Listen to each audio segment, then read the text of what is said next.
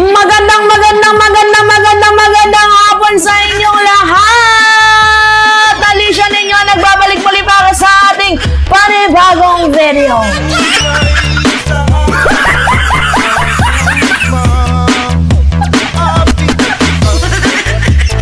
Pampawala ng amats. Diba? Dapat umunat-unat din ang ating mga kababayan. Huwag puro upo-upo, tayo-tayo din. Alright.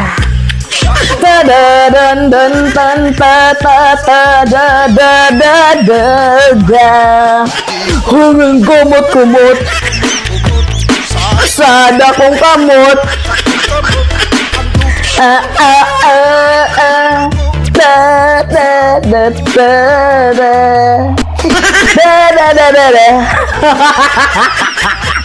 Anyway, okay, alright. Nako, Diyos ko, Santa Bara, bendita na kami na mahal.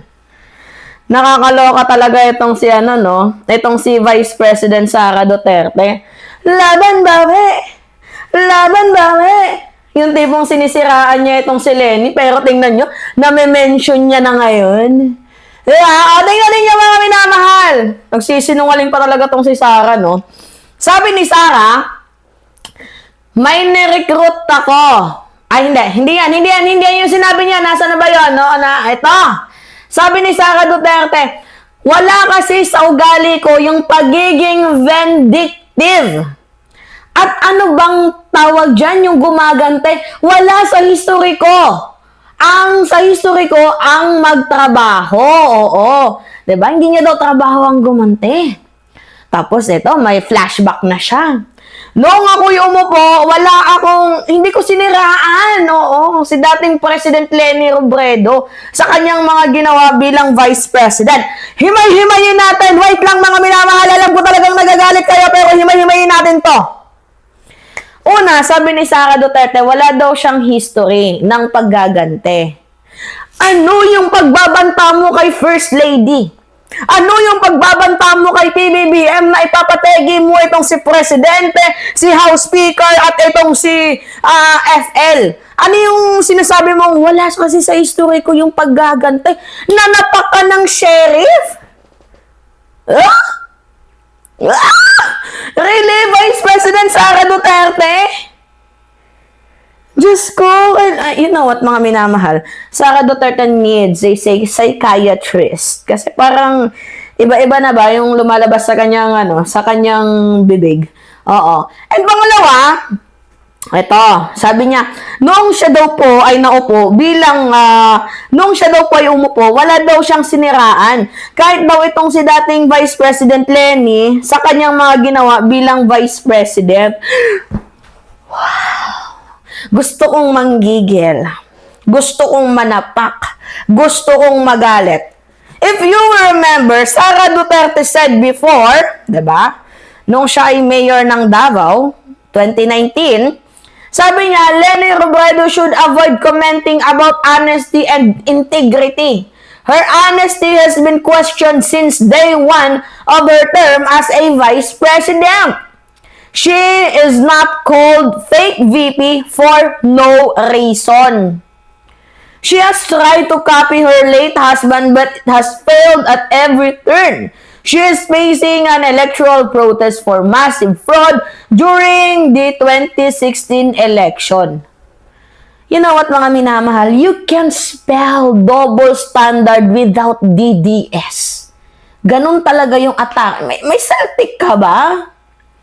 Diba? And that's how we battled fake news.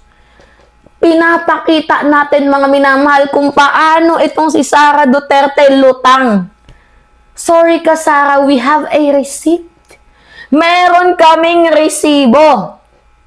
Anyway, kung ano man yung mangyayari dito, at the end of the day, gusto niyang kunin itong si Leni Robredo. And Leni Robredo is one of the talagang makakapagpagabagab hininga na magiging kalaban. Super powerful pa sa power. Diba? Na makakalaban ni Vice President Sara Duterte if ever na tumakbo bilang presidente. Itong si Leni. Kasi ganito. Mga minamahal, makinig kayo. Si Presidente, for no reason, hindi pupunta talaga yan dyan sa Naga. Alam nyo naman na vlogger tayo. We have an insider sa loob ng Malacanang. Ngayon, ganito. Si Sara nagdeklara na tatakbo. Yes, may numero siya. 47% daw di umano. Pero sa atin, wala pang nagdedeklara. Pero si Lenny may 27% na.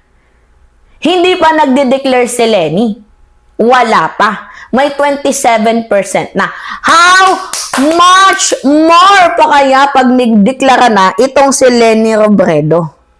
And you think, mga minamahal, magsasalita si Sara Duterte ng basta-basta lang na ganyan? No. She is threatened by Leni Robredo. Gusto niyang makuha si Lenny, yung boto ng mga DDS, yung boto ng mga kakamping gustong kunin ni VP Sara Duterte. That's why, tingnan ninyo, sobrang pagpapabango niya kay Leni Robredo. Anak ng toko Look who's talking. Sabi pa dito ni Paul Castillo, the fruit does not fall from the tree. Never daw niyang sinabi. Or baka naman, dilulo ka lang, nakalimutan mo lang. We have a recipe. Diba? Hindi mo man tinira ng tinira si Lenny, pero ano yung ginawa ng paid trolls mo? Di umano. Kay Leni Robredo. Ano yung ginawa ng paid trolls mo? Tinira ng tinira itong si Lenny. Yung mga sumusuporta sa'yo, tingnan ninyo. Tinira nila si Leni Robredo, siniraan sa mga splice video, lutang, bobo, kung ano-ano pa. Ano pa ba mga sinasabi nila? 1,400 islands, 1,600 islands, 40 times 4, 1,600. Ang dami ninyong mga fake narrative na pinakalat. Kaya nga ano yung sabi ni Jam Magno? Nanalo ka nang dahil sa pandaraya. You won by default. Nandaya ka. Nailagay ka sa posisyon na yan nang hindi mo pinaghirapan dahil sa mga propaganda na ipinapakalat mo. Wag kami. Alright. Gets ninyo, mga minamahal. Woo! Anyway. Sakit sa bangs talaga nitong si itong si Sara Duterte. Diyos niyo, kumati yung nose ko. Ay, bukas mo matatanggal tahi nito, pero ngayon mukhang natatanggal na dahil sa ginagawa ni Sara. Alright, mga minamahal kayo. May saltik talaga, no? Grabe talagang ni Sara Duterte, no? Sino kayang advisor nito? Dapat yung advisor nito, pinapagalitan siya. Anyway, yun po. Pahingi lang po ako ng comments mga minamahal, likes, and share, subscribe, and always nyo pong i-hit ang notification bell para lagi kayong na-update sa mga video na ina-upload natin. Maraming salamat at ingat, mga kababayan.